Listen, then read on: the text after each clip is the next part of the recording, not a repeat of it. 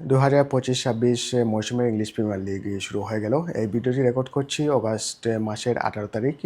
এই মুহূর্তে English premier লিগের প্রথম সপ্তাহের খেলা শেষ হয়ে গেছে।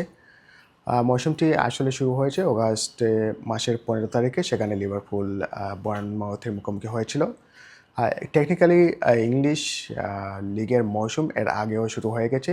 গত মৌসুমের চ্যাম্পিয়ন এবং এফএ কাপ চ্যাম্পিয়ন্স একটি ম্যাচ খেলে থাকে প্রত্যেক মৌসুমের শুরুতে, সেটাকে কমিউনিটি শিল্ড বলা হয় এবং সেটার একটি ট্রফির মর্যাদা রয়েছে।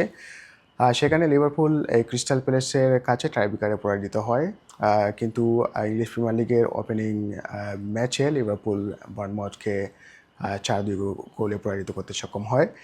এই সপ্তাহে কয়েকটি গুরুত্বপূর্ণ ম্যাচ অনুষ্ঠিত হয়েছে। যেহেতু এখনও দলবদল চলতেছে, তবুও অনেক দল কিন্তু নতুন মৌসুমের জন্য দল গুছিয়ে নিয়েছে। কিছু কিছু টিম খুবই আলোচনায় ছিল, যার মধ্যে লিভারপুল অন্যতম। তারা কয়েকটি প্লেয়ারকে সাইন করেছে এবং অনেক পয়সা এই মৌসুমে খরচ করেছে, সেটা সচরাচর লিভারপুল করে না। তবে এই মৌসুমে লিভারপুল কিন্তু অনেক পয়সা ইনভেস্ট করেছে। পাশাপাশি ম্যানচেস্টার সিটি গত মৌসুমে সেরকম ভালো করতে পারেনি। ওরা অনেক নতুন প্লেয়ারকে নিয়েছে এবং ওদের উপরে অনেকটা লাইমলাইট ছিল মৌসুমের প্রথম ম্যাচে। পাশাপাশি চেলসি, ম্যানচেস্টার ইউনাইটেড এবং আর্সেনাল এই টপ ক্লাস টিমগুলোর প্রতিও অনেকটা লাইমলাইট ছিল। তো এই সপ্তাহে কয়েকটি গুরুত্বপূর্ণ ম্যাচ অনুষ্ঠিত হয়েছে। এর মধ্যে অন্যতম একটি হচ্ছে লিভারপুল বার্নমাউথ, কারণ লিভারপুল যেহেতু ক্রিস্টাল প্যালেসের সাথে পরাজিত হয়েছে এবং ওদের টিমে অনেক নতুন প্লেয়াররা এসেছেন এবং মোস্ট ইম্পর্টেন্টলি ওদের ফার্স্ট টিমের একজন প্লেয়ার ডিয়াগো জোতা, উনি পরলোক গমন করেছেন এই মৌসুমে শুরু হওয়ার আগে। সেটা অনেক একটি ইমোশনাল সিনারিও ছিল অ্যানফিল্ডে। সব কিছু মিলিয়ে এই ম্যাচটি খুবই স্পেশাল ছিল এবং সেখানে লিভারপুল 4-2 গোলে জয়লাভ করতে সক্ষম হয়। অপরদিকে ম্যানচেস্টার সিটি প্রথম ম্যাচে ওলভসকে 4-0 গোলে পরাজিত করতে সক্ষম হয়েছে। এটা কোনো সারপ্রাইজিং নয়। ওলভস এবং ম্যানচেস্টার সিটি শক্তি পার্থক্য অনেক। তবে সেখানে নতুন কয়েকজন প্লেয়ার শাইন করেছেন। এর মধ্যে একজন এসি মিলান থেকে আগত রেজিন্ডার, উনি ডাচ একজন প্লেয়ার, একটি গোল করেছেন এবং একটি অ্যাসিস্ট করেছেন। অপরদিকে আরেকজন ফ্রেঞ্চ প্লেয়ার নতুন সাইন করা হয়েছে এই মৌসুমে, চেরকি। উনিও খুবই ভালো পারফরমেন্স করেছেন।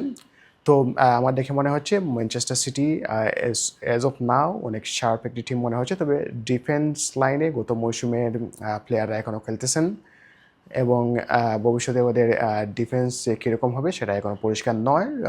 আরও দুই একটি ম্যাচ অনুষ্ঠিত হলে দেখা যাবে আসলে ম্যানচেস্টার সিটি কতটুকু শক্তিশালী। অপরদিকে ম্যানচেস্টার ইউনাইটেড এবং আর্সেনাল মুখোমুখি হয়েছিল। সেখানে ম্যানচেস্টার ইউনাইটেড আর্সেনালের কাছে পরাজিত হয়েছে 0-1 গোলে। এই ম্যাচে ম্যানচেস্টার ইউনাইটেড অনেকটা ভালো খেলেছে বলা যায়, তবে মেইন যে সমস্যাটা হচ্ছে ওদের গোল স্কোরিংয়ে সেটা করতে পারেনি।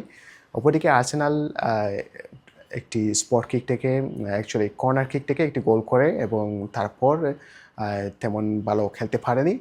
এই ম্যাচে সবথেকে আকর্ষণীয় যে বিষয়টি ছিল তা হচ্ছে আর্সেনাল একজন প্লেয়ারকে সাইন করেছে স্পোর্টিং থেকে।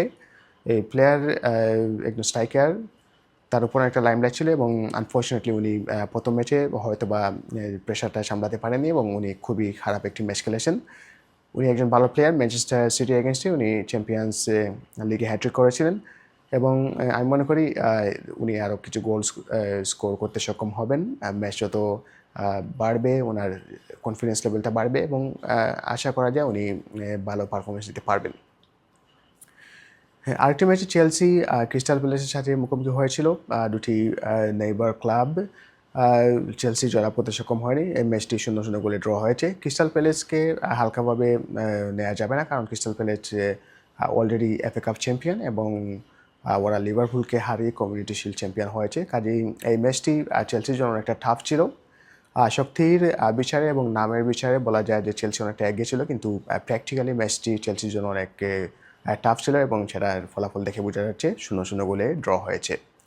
আর নেক্সট উইকে যে খেলাগুলো হবে এর মধ্যে অন্যতম একটি ম্যাচ হচ্ছে লিভারপুল নিউক্যাসলের সাথে খেলবে। সেটা অনেকটা ইন্টারেস্টিং ম্যাচ হবে, কারণ লিভারপুল বর্তমানে নিউক্যাসলের সবথেকে ট্যালেন্টেড এবং সুপারস্টার প্লেয়ার আলেকজান্ডার ইসাক, কে কিনে নেওয়ার চেষ্টা করতেছে। আলেকজান্ডার ইসাক নিউক্যাসলের সাথে সম্পর্ক অনেকটা অবনতি করেছেন।